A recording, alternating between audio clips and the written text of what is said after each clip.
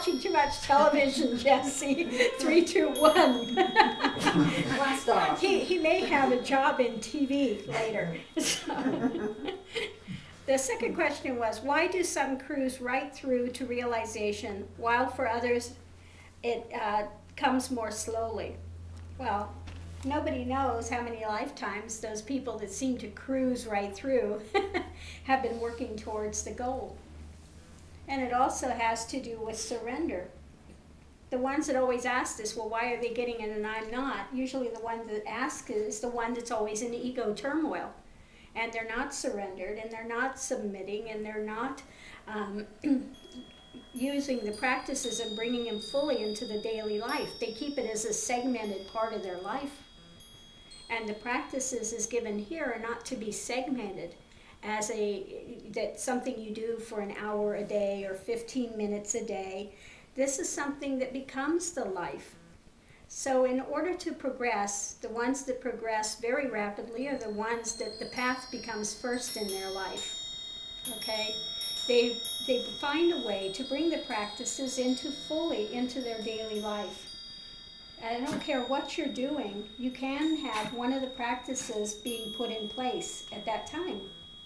Whether you're doing the balanced breath, whether you're doing the Om that I am, whether you're doing the mindset of seva, where you're giving back to the universe and you're doing seva for the world.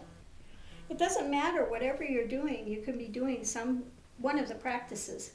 So there's none of this idea that, I have to sit in a corner and sit in meditation, and I have to do so many hours of meditation a day.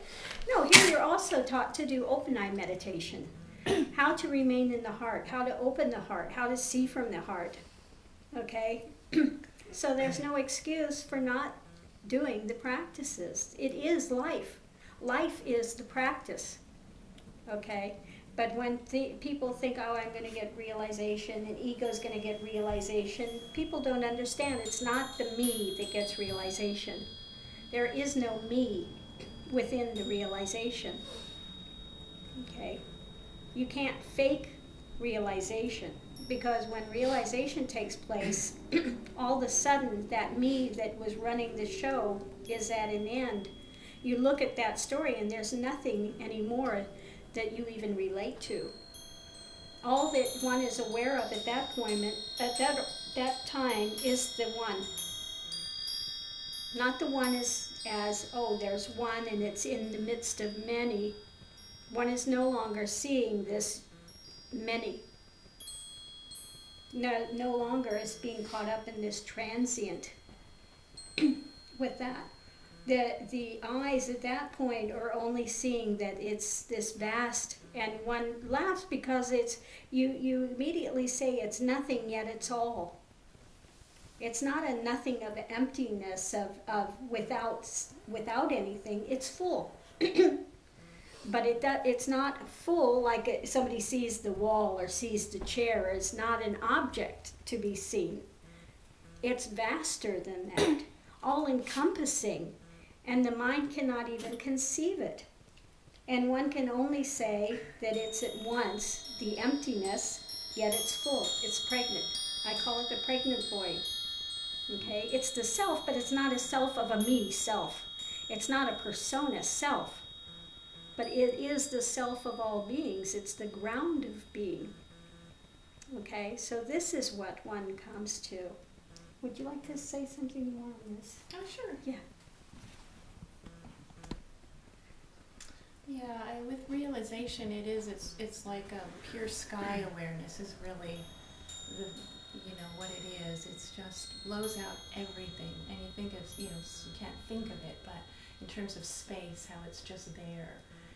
It's there, but that is empty, completely empty. And, that emptiness is just not at all what people think it is. And that people get really mixed up around emptiness. Or sometimes they'll say, I'm feeling, empty and like nothing matters, so I feel like I'm progressing. Well, no, that is not it. It's not quite the emptiness we're talking about. No, but they feel like they're feeling empty and kind of despondent, and that's making progress. And that's not the emptiness that the realized one is speaking of. It's an emptiness that is full. Empty means void of a individual self. An objective matter. Yeah. It's not objective matter, it's all encompassing. It's spirit, okay? It's spirit. You don't see spirit with the eyes, but when you reach realization, that spirit is absolutely apparent, and one lives from spirit, okay? So it's a total shift of consciousness that takes place. And people, you know, this is why I keep telling people, this is the mystic's journey. This journey is the mystic's journey. This is not somewhere where you come to a church and you have a sermon and you go home and I'm going to make my life better. This is not what this path is. This path is about surrendering. The mystic surrenders that me, ego, and one cannot get into the door without surrendering that ego and go through the ego death to discover absolute. Okay.